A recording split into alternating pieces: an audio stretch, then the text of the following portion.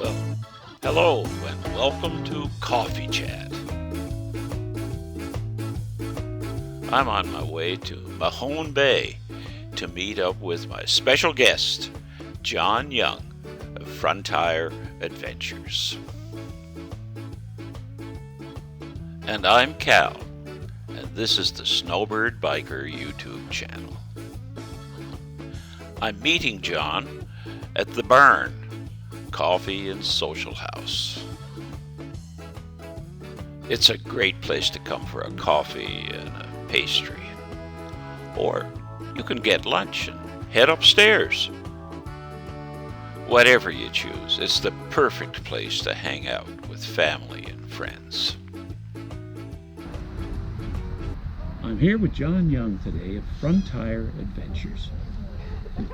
John, you've been really busy lately. Yes, You've been customizing a fantastic fat boy with a suicide shifter.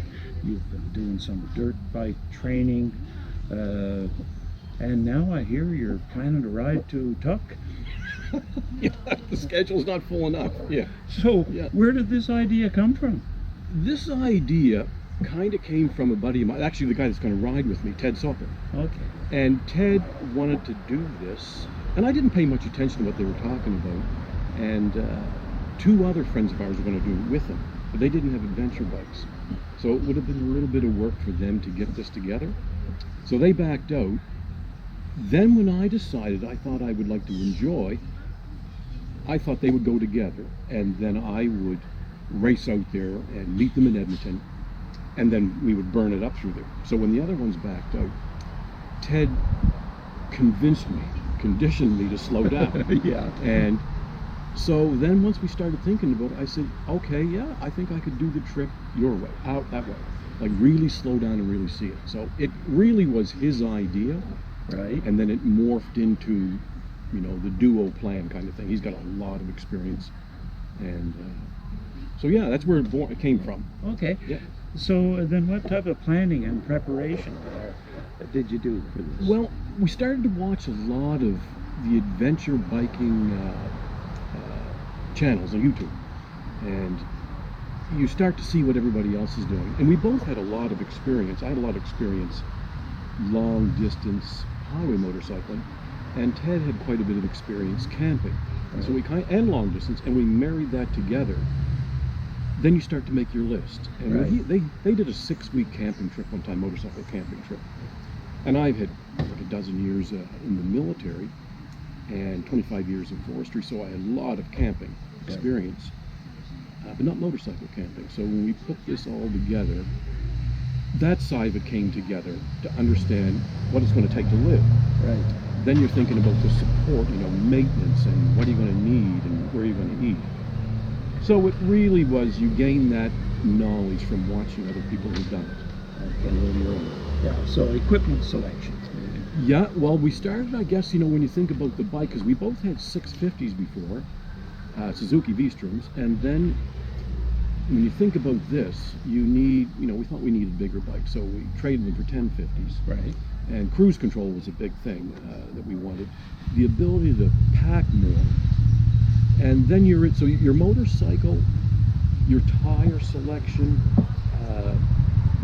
your maintenance, your tools, where you're going to get support along the way, everything that you're kind of need, like you're coming off the highway, so the motels and the CAA mindset disappears. Right. You've got to pretty well have everything on the bike or in the bike and know how to use it to get yourself there and back. Yeah. So how long is this trip? What's the duration? It's 8,100 kilometers from, say, Halifax to Tuktoyaktuk. The last, when you get to Dawson, I think that's where the dirt road starts. So there's roughly 800 kilometers to Nunavut, and then it's 140 kilometers to Tuktoyaktuk, which is on the Arctic Ocean. So we're going to take, because people want us to stop and stay overnight and visit friends, so we're going to take a couple of weeks to get up there. And halfway in, Eagle Plains, I think it's called, then you stay in Tuk, come back out. So slowing down. So I'm going to say, Ted's thinking 6 weeks, and I was thinking 5 to 6 weeks. But, probably by that time, when you're out of Tuk, and if we can get into Alaska and keep the the momentum going. So it's, some of the excitement could leave a little bit, and then you want to get home, like the barn to the horse to the barn. Right on. Yeah. So I'm going to say close to 5 to 6 weeks probably. Okay, sounds like a good trip. Yeah. Now you mentioned staying with friends. Yep. And you also mentioned camping. Yep. And I guess there'll be some motels. Like what's your Well, plan I think all the plan is to camp the whole way, and Ted's pretty adamant about that, I would say. So I'm for that, but okay, we're gonna Rivière-du-Loup the first night, I think, and then the second night we thought we'd be around Petawawa. So I have friends there that would put me up. The third night we would be up in around Thunder Bay. Well, a friend that I haven't seen, and I had been going across Canada a couple of times and ran into problems. Right. So he wants me to stop in for a couple of nights, and that'll be a laundry rest. So they will put us up, in their home. So it'll be, kind of, if we're remote, it'll be campground. But if we're around friends who want us to be with them, we'll probably stay at their homes. And those are good laundry days. And right. Kind of a chance to rest up a bit. For sure. Yeah. So with support along the way, service of bikes, spare tires, medical repairs, all that stuff. We're taking tires with us.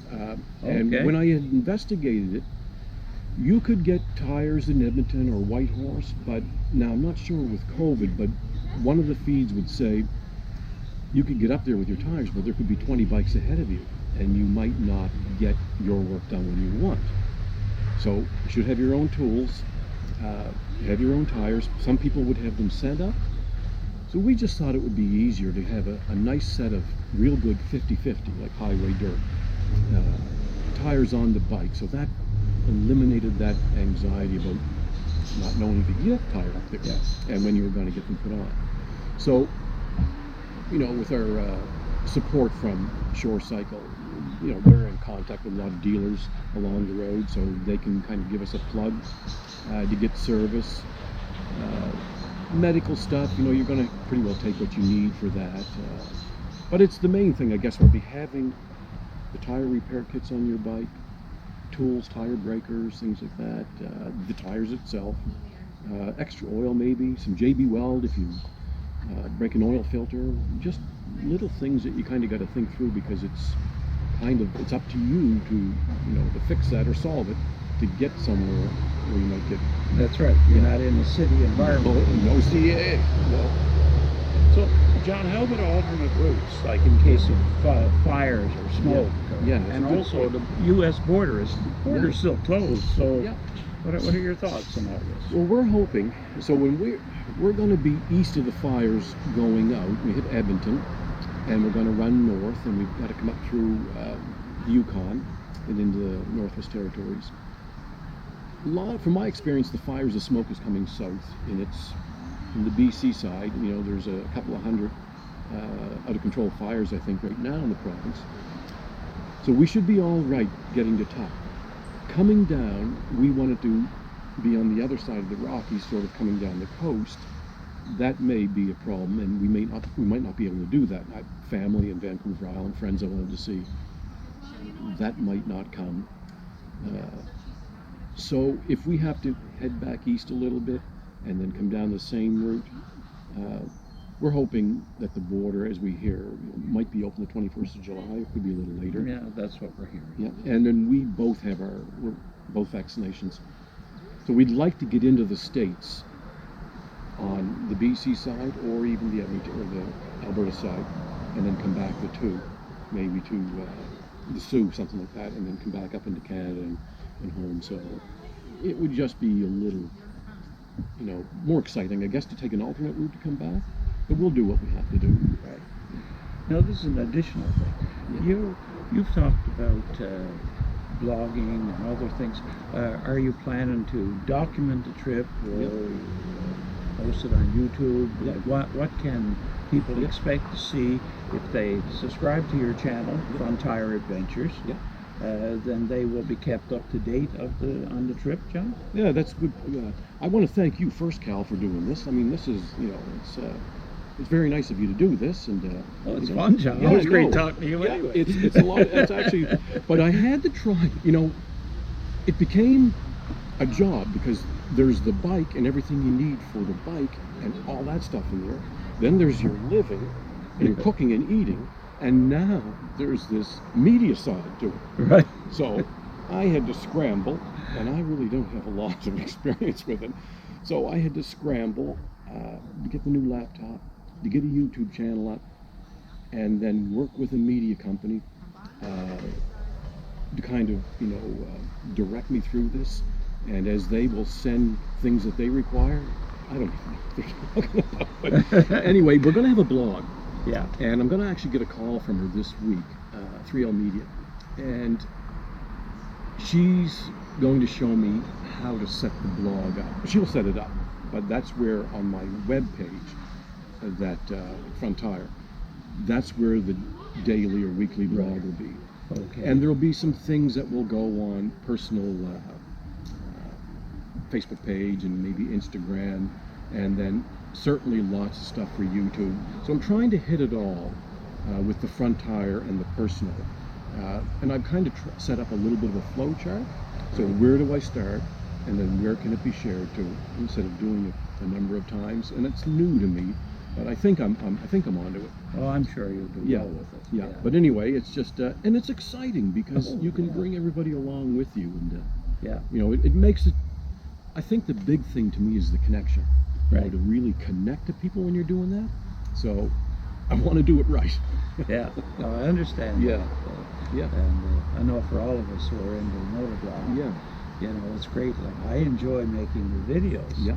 But then if I see that other people enjoy my videos, it just really makes it worthwhile. It's just it's exciting. It really is. And for 10 years, this is my 10th year, but the previous 9 years, and I've close to 350,000 kilometers on highway bikes, and it's been on Facebook. I would take a few pictures of the day, cell phone, post them, write up a little thing, and so people had been following that way, for the last 9 years. Yeah.